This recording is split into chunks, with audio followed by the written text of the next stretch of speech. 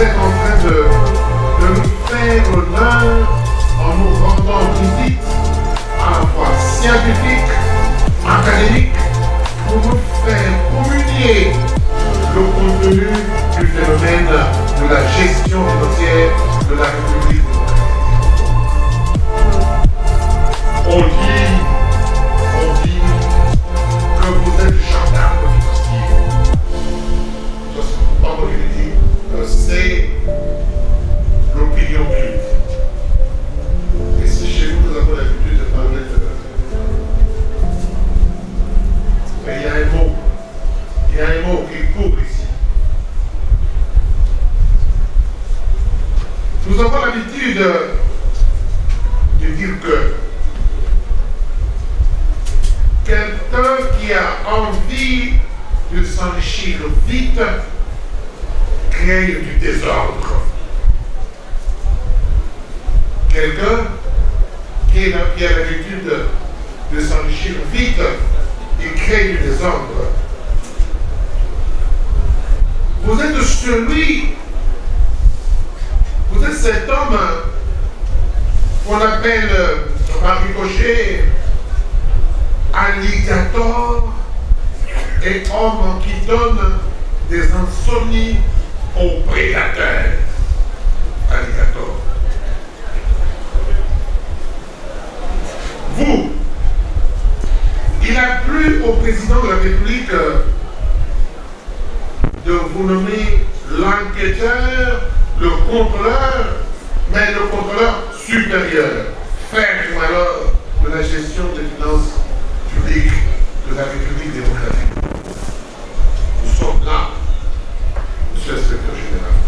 Nous sommes bien là pour vous entendre nous annoncer les valeurs, nous dénoncer les antivaleurs, pour permettre aux mandataires de s'engager sur la voie de la démocratie en République démocratique du Congo.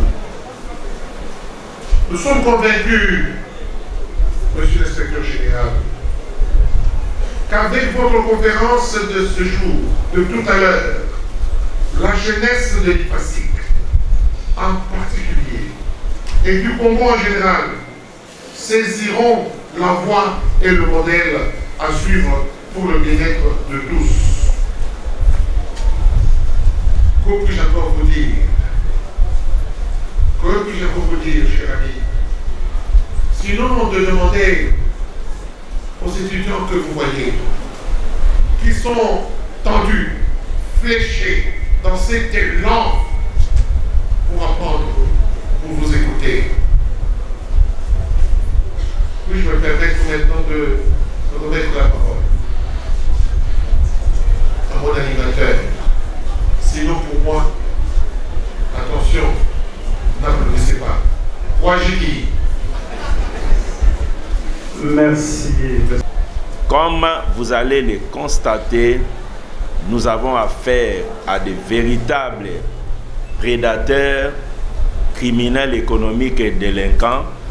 Il fallait justement une véritable volonté politique et un acteur très haut déterminé à déclencher ces processus.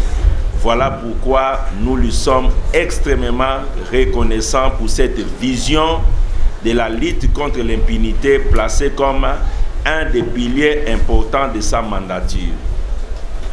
On m'a demandé d'échanger avec la communauté estudiantine autour d'un sujet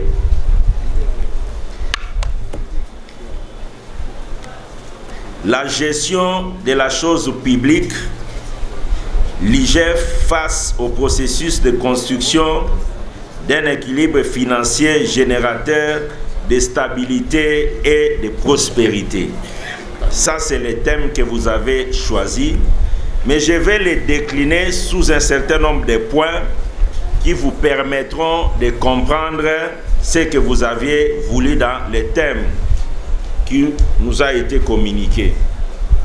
Je vais tour à tour développer 5 points. Premièrement, la présentation de l'inspection générale des finances. En deuxième point, nous allons parler de l'état des lieux de la corruption et des détournements des deniers publics dans la gestion publique. Troisièmement, les missions confiées à l'inspection générale des finances par le chef de l'État. Troisièmement, les stratégies mises en place par l'inspection générale des finances pour arriver aux résultats. Et enfin, nous allons vous présenter les résultats auxquels nous sommes arrivés aujourd'hui.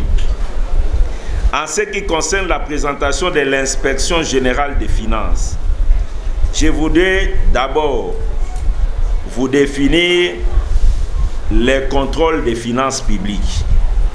Sous quelle matière portent les contrôles exercés par l'inspection générale des finances?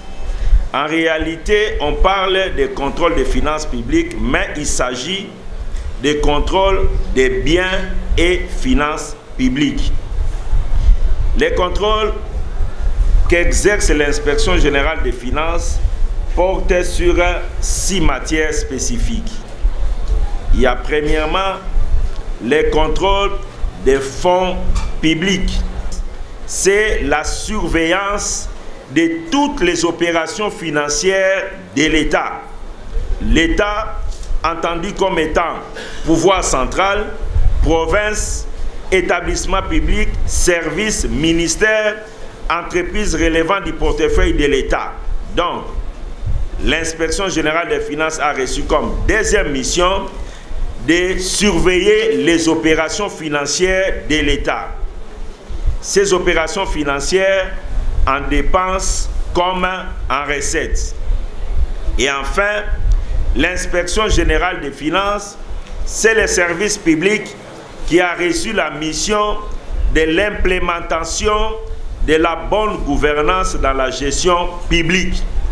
Tout faire par ces actions pour amener les acteurs publics qui sont impliqués dans la gestion publique d'implémenter la bonne gouvernance. Voilà les 3 missions de l'inspection générale des finances. Veiller à la bonne exécution des lois et règlements en matière de finances publiques, surveiller toutes les opérations financières de l'État et implémenter la bonne gouvernance dans la gestion publique. Pour accomplir toutes ces missions, l'inspection générale des finances le fait au travers des contrôles qui sont diligentés auprès des services à contrôler. Ces contrôles sont diligentés, pour reprendre ce que je vous ai dit, auprès du cabinet du chef de l'État. Ces contrôles peuvent être diligentés auprès de l'Assemblée nationale. Ces contrôles peuvent être diligentés auprès du Sénat, auprès des ministères, auprès des établissements publics, des services publics, des entreprises de l'État, des entreprises d'économie mixte, auprès des provinces ou des entités territoriales décentralisées.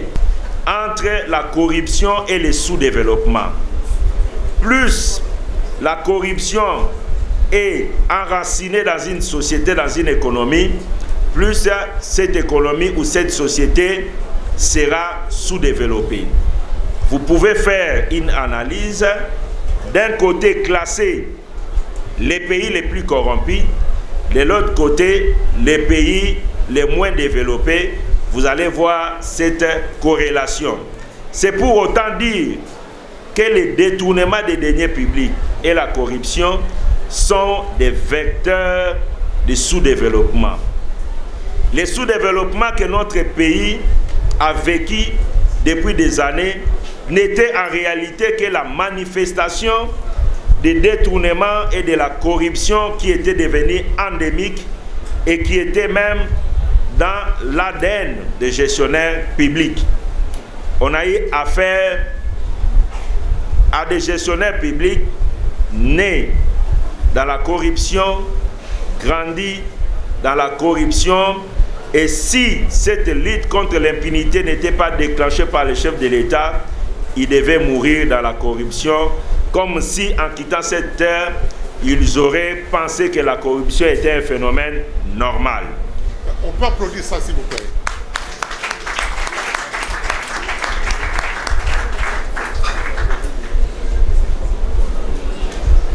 Mais mes chers amis, la corruption et le détournement des deniers publics constituent la base, l'essentiel de la misère que nous avions traversée dans ces pays. Et si vous voulez vraiment sortir de cette situation, il y a entre autres comme voie à suivre lutter efficacement contre la corruption et le détournement des deniers publics. Pendant longtemps, quand on parlait de la lutte contre la corruption, on a épinglé les fonctionnaires, on a épinglé les agents de l'État, on a épinglé les policiers, alors que le mal était plus haut. Voilà pourquoi la stratégie d'avant n'avait jamais donné les résultats. On avait affaire à des gens qui se faisaient passer pour des saints et qui voulaient faire passer à l'opinion que la corruption était l'affaire des fonctionnaires, des policiers. La corruption et le détournement des deniers publics qui ont détruit notre pays étaient l'œuvre des personnes très haut placées. Qu'il fallait aller à ce point-là pour déclencher cette lutte et enfin d'avoir les résultats. Loin de nous, l'idée d'encourager la corruption, la petite corruption au niveau des fonctionnaires, au niveau des policiers. C'est une corruption que nous devons repousser, mais en termes d'objectifs et de stratégies, il fallait amener la lutte plus haut pour avoir les résultats. Quel est l'état des lieux de la corruption dans notre pays? Il y a 3 ans, l'état des lieux qui a été fait par son Excellence, Monsieur le Président de la République, chef de l'État, était catastrophique. Il a l'habitude de dire, vous ne pouvez pas imaginer à quel niveau le pays s'est trouvé en matière de la corruption et de détournement des deniers publics. Je peux vous donner quelques lignes. 1. En ce qui concerne la traçabilité de la dépense publique, c'est-à-dire quand on sort l'argent de l'État, qu'est-ce qui arrive effectivement à l'objectif pour lequel on a sorti l'argent. La traçabilité de la dépense publique dans notre pays s'est située entre 0 et 20%.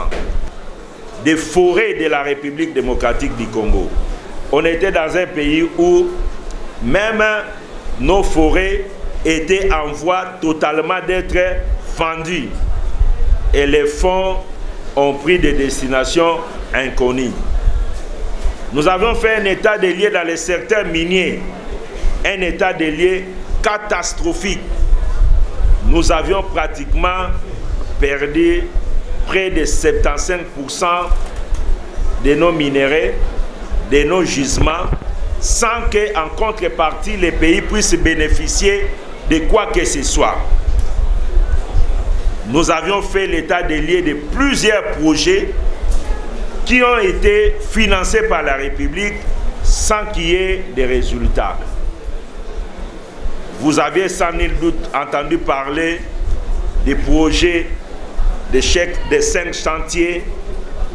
Vous avez suivi les projets avec nos minéraux, avec la coopération, où on nous a promis des routes, des écoles, des hôpitaux, des voies ferrées, en contrepartie des minéraux congolais qui sont partis à l'extérieur, sans que aujourd'hui nous soyons capables de retracer la contrepartie. Donc, je voudrais dire que sur le plan de la traçabilité de la dépense publique, le pays était très bas. Et si vous prenez les classements jusqu'en 2019 des pays les plus corrompus, je pense que nous étions parmi les meilleurs pays où la corruption régnait en maître. C'est pour cela que les chefs de l'État, les gouvernements, sont en train de s'investir pour renverser la tendance, pour que le Congo puisse relever la tête. L'état des lieux des détournements des deniers publics et de la corruption dans notre pays, c'est aussi dans la fraude et coulage des recettes. je peux vous dire, le niveau des recettes mobilisées par les trésors publics aujourd'hui ne peut pas être évalué à plus de 40%. C'est-à-dire, nous sommes à un maximum aujourd'hui de 40% compte tenu de notre potentialité économique. Nous avons un niveau trop élevé. Et quand on a fait l'état des lieux il y a 3 ans, nous étions à peine à 25% des niveaux de mobilisation réels. C'est-à-dire, nous avions à ce temps-là plus de 75% des ressources et des recettes qui n'arrivaient pas au trésor public, qui étaient entre les mains des individus. Le Congo, il y a 3 ans, avait un budget maximal de 4 milliards de dollars américains. Et je dis bien 4 milliards de dollars américains. Un grand pays comme le nôtre, 4 milliards de dollars américains. Sur les 4 milliards de dollars américains, près de 3 milliards étaient destinés à la prise en charge de la rémunération des agents et fonctionnaires de l'État. C'est-à-dire tous ceux qui sont payés par l'État, les militaires, les policiers, les fonctionnaires, les médecins, les enseignants, prenaient dans ces 4 milliards, 3 milliards, laissant pour le fonctionnement de l'État et le développement, l'investissement, 1 milliard. Et si vous intégrez la donne de la traçabilité de 20%, ça signifie que sur les 1 milliard, 800 millions chaque année étaient dans les poches des individus et 200 millions arrivaient à destination. 200 millions pour l'ensemble du territoire, et vous pouvez comprendre vous-même aisément pourquoi on n'a pas d'infrastructure, pourquoi on n'a pas d'école, pourquoi on n'a pas d'hôpitaux et pourquoi il y a eu la misère noire. Le chef de l'État a demandé à l'inspection générale des finances de procéder à une surveillance totale de toutes les opérations financières de l'État. Donc nous avons ces 3 types de contrôles. Alors, au vu de l'état des lieux de détournement des deniers publics dans notre pays, le président de la République, chef de l'État, a décidé de placer l'inspection générale des finances dans les contrôles concomitants, appelés la patrouille financière, pour surveiller chaque jour les opérations financières de l'État. Voilà pourquoi nous sommes dans tous les ministères. Nous commençons par les comptes généraux de l'État où toutes les recettes entrent et toutes les dépenses partent. Nous surveillons les mouvements suspects des fonds au profit des ministères, au profit des services, au profit de toute personne, même les opérateurs privés qui sont en relation avec l'État. Nous surveillons les mouvements suspects et à la minute, nous suivons ces fonds à destination pour en assurer la bonne utilisation. C'est ce nouveau mode de contrôle qui énerve les gestionnaires publics, parce qu'ils auraient voulu que nous fassions les contrôles a posteriori. Les laisser gérer et venir une année constater les dégâts. Parfois, il y en a qui auront déjà disparu, il y en a qui seraient déjà on ne sait pas où. Je voudrais ici vous informer que le pays a connu une situation incroyable entre 2010 et 2020. Nous avions en son temps dit que notre pays perdait 1,5 milliard de dollars par an du fait des exonérations illégales. Les exonérations ont l'air bien fondées dans une économie, mais dans le cadre du code des investissements ou du code minier ou d'autres lois de la République, on exonère un investisseur le temps qu'il est arrivé, qu'il puisse s'accommoder à l'environnement économique, qu'il puisse s'enraciner et commencer à payer les impôts. Pendant le temps d'enracinement, d'accommodation, on peut alors exonérer un opérateur économique. Il y a des opérateurs économiques au Congo qui ont fait 30 ans d'exonération. Ils n'ont jamais payé d'impôts dans ce pays. D'exonération en exonération. Et ce qui est grave, les exonérations étaient même remises à des personnes qui n'étaient pas des commerçants ni d'entreprises, qui à leur tour de revendre ces exonérations aux entreprises qui voulaient importer ou aux entreprises qui devaient payer les droits de l'État. C'était devenu une forme de commerce dans notre pays. Il fallait lutter contre ces phénomènes qui privaient l'État des moyens importants. Troisième mission qui a été confiée à l'Inspection générale des finances, c'est de procéder à l'encadrement au quotidien de la mobilisation des recettes au niveau des régies financières pour éradiquer la fraude et le coulage des recettes. Nous avions mis en place des mécanismes avec des inspecteurs pour surveiller les régies financières dans leur travail au jour le jour. Aujourd'hui, nous avons 40% de nos effectifs qui sont dans les régies en train de surveiller les opérations de recouvrement des recettes publiques pour voir comment la taxation est faite, comment les ordonnancements sont faits et comment les recouvrements des fonds publics sont en train d'être faits. Pour la première fois en 2021, la première fois dans l'histoire de notre pays, nous avions connu un budget qui était prévu à 5-6 milliards et qui a été réalisé avec 2 milliards de bonus en 2021. Et en 2022, vous avez déjà suivi les niveaux des recettes de l'État. Avant l'état des lieux, était à 300 millions de dollars par mois. 300 millions de dollars par mois. L'enveloppe salariale était à 250 millions par mois et l'État n'avait que 50 millions de dollars par mois pour fonctionner. Investissement et fonctionnement sur l'ensemble du territoire. Mais nous venons d'atteindre des niveaux historiques où les recettes mensuelles de l'État au mois d'avril étaient de 1,5 milliard le mois. 1,5 milliard, c'est le budget du Congo en 2005. Le budget annuel du Congo. Nous avions commencé à les réaliser en un mois. Et aujourd'hui, la capacité de mobilisation des recettes de l'État est au minimum à 900 millions de dollars le mois. Donc, l'effort du chef de l'État vient de porter la capacité de mobilisation des recettes de l'État à 300% par rapport au niveau qu'il avait trouvé. Donc nous sommes aujourd'hui, si nous réalisons moins de recettes, nous réalisons 900 millions et nous venons de 300 millions.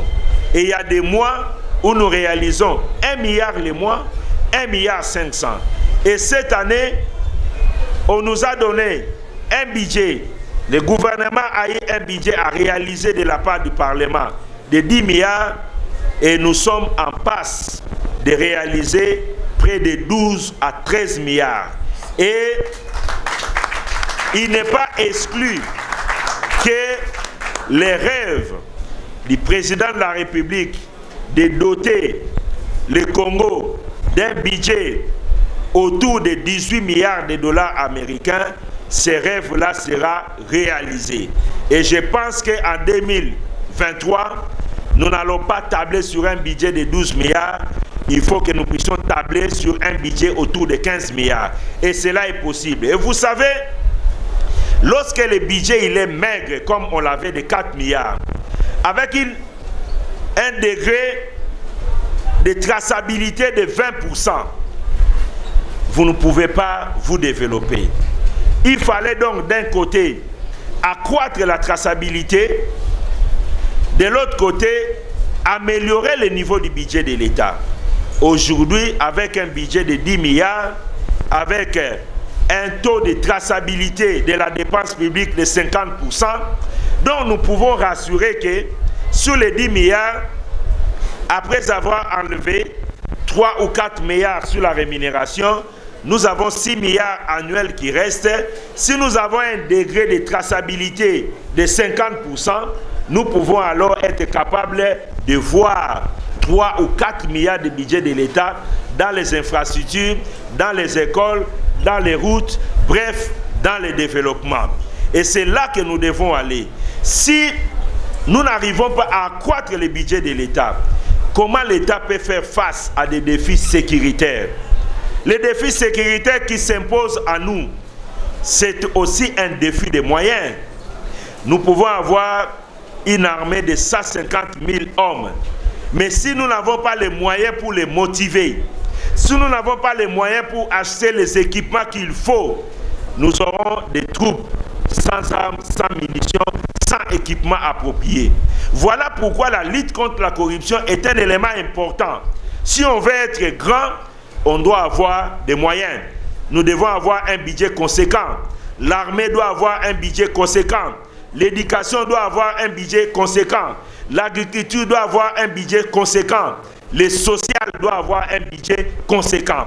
C'est voilà pourquoi nous travaillons pour arriver à un budget au-delà de 10 milliards, atteindre 15 milliards, aller vers 20 milliards, pour que nous soyons un pays grand. Et ça, c'est un résultat. 2021, nous l'avions réalisé. On a demandé 6 milliards, on est arrivé autour de 8 milliards, 2 milliards de plus. Il n'y a aujourd'hui aucun établissement public qui a des arriérés de salaire.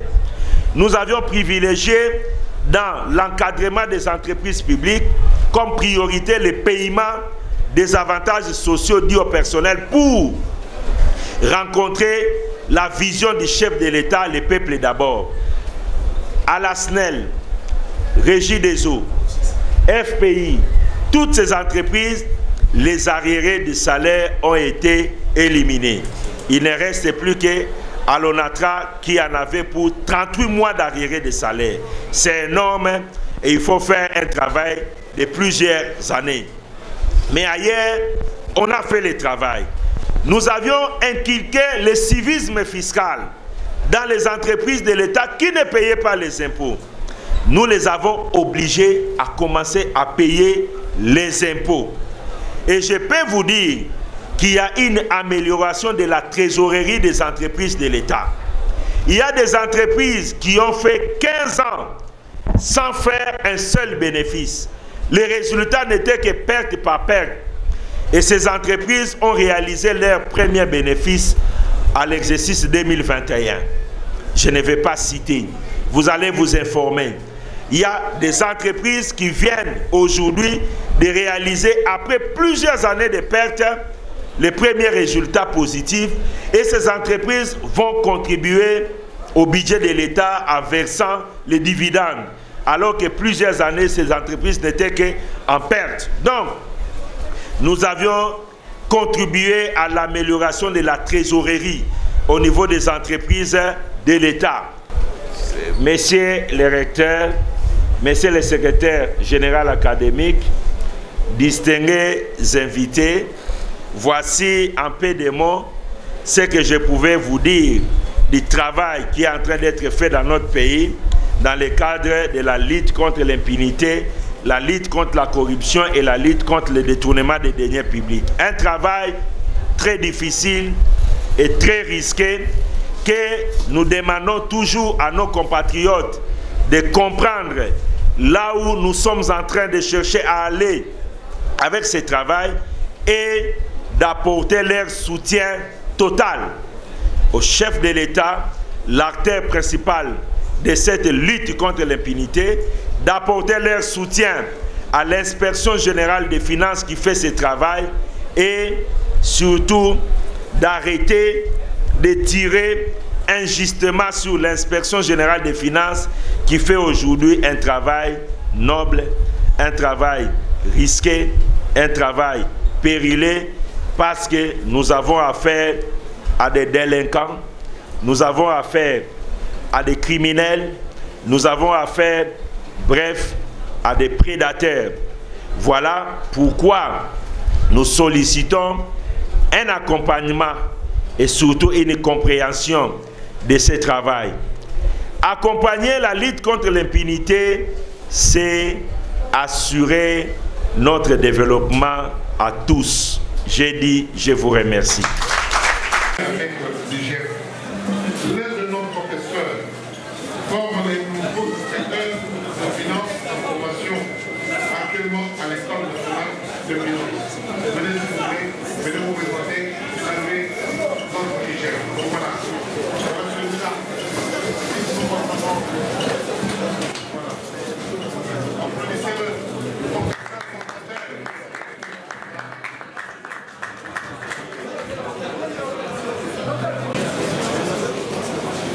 C'est facile pour lui de recevoir avec fierté ce modeste cadeau pour vous encourager dans votre mission. Une mission alors biblique qui vous dit de continuer à dénoncer les valeurs, dénoncer les anti-valeurs, annoncer les valeurs, dénoncer les anti-valeurs juives.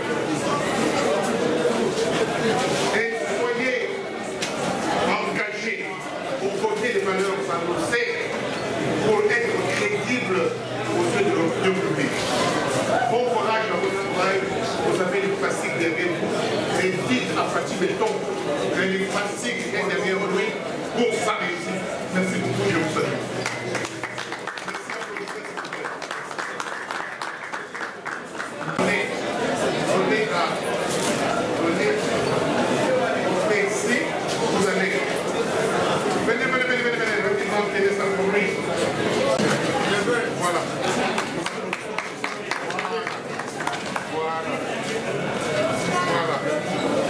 Les hymnes, nous avons terminé.